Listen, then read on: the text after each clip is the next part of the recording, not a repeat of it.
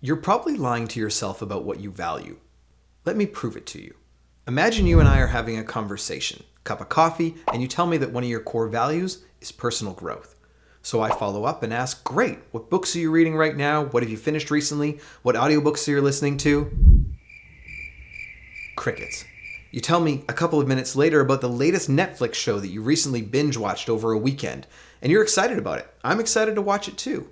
Do you actually value personal growth, or is it just an aspiration? You see, our actions never lie. Every moment of every day, whether you realize it or not, we are making decisions about what we value with how we spend our time, what we put our energy into, where our resources go.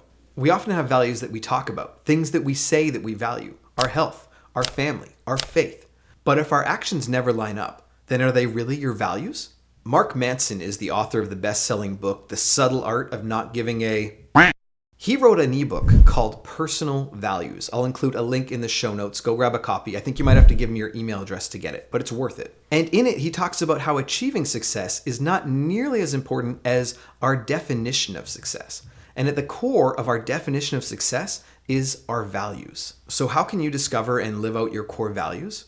Here are 3 steps. But before we go there, have you subscribed yet?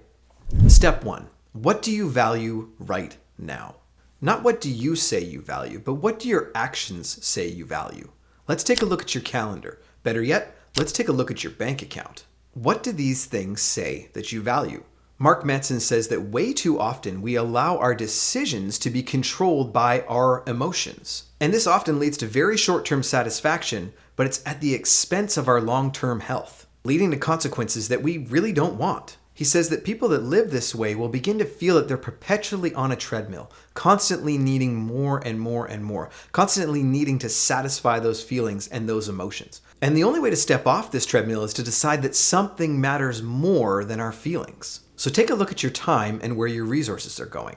Are you making a lot of decisions based on your feelings?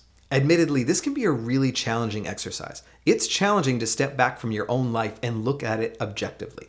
If you've got a close friend or someone that you trust, you can ask them to help you brainstorm through this. As you brainstorm, I want you to know that it's not uncommon to be living out what Mark Manson calls low-level materialistic values. And he suggests that we need to replace those with high-level abstract values, which we're going to dive into a little bit more. But he talks about the example of valuing money versus valuing freedom, where if you value money, you can never have enough. You can never stop the goalpost from moving. You always need more and more and more. But if your value is freedom, it encompasses so much more than just money. And in certain situations, you might be better served by less money. So take a moment and brainstorm. What do your current actions say that you value?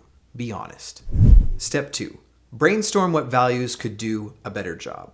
I know, more brainstorming, but I've got some really good tools for you here. Mark Manson says that in this exercise, we're looking for high-level abstract values. One component of this are things that you can control, things like honesty and integrity. Many years ago, I was introduced to something called a values deck. Basically, it was a deck of cards that had a whole bunch of different values on it. And I was asked to sort that deck of cards into 2 piles. The first pile being things that resonated with me. So when I came across a word like honesty, if that resonated with me, I would put that into one pile. And the second deck was for cards that didn't resonate with me. Basically, a discard pile. Then I took that pile of cards that resonated with me and I sorted it down to only 15 cards.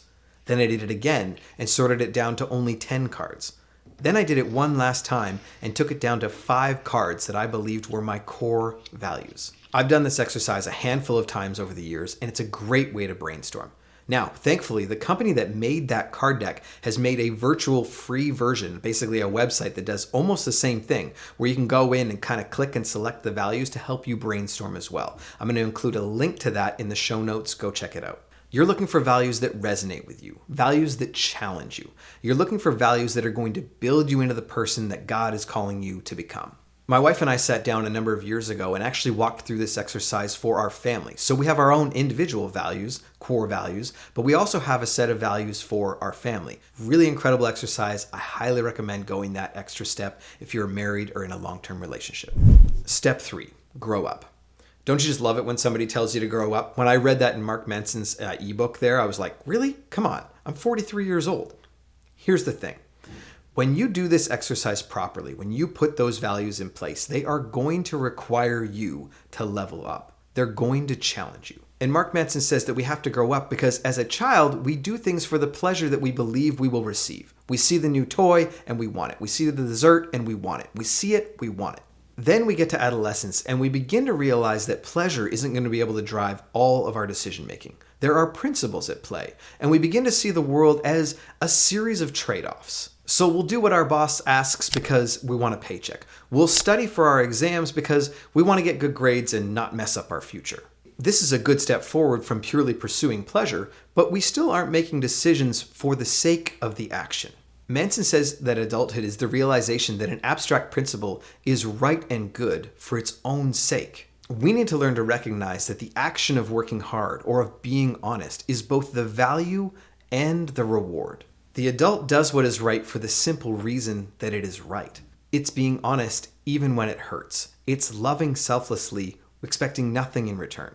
Now, I love what Manson says in his ebook, where he says it's not his purpose to push his values onto you. And I completely agree with him. It's not my purpose here to push my values onto you, but I do want to equip you to discover your values so that you can live out the impact that you are called to. Let's continue the journey together. I'll see you in the next video.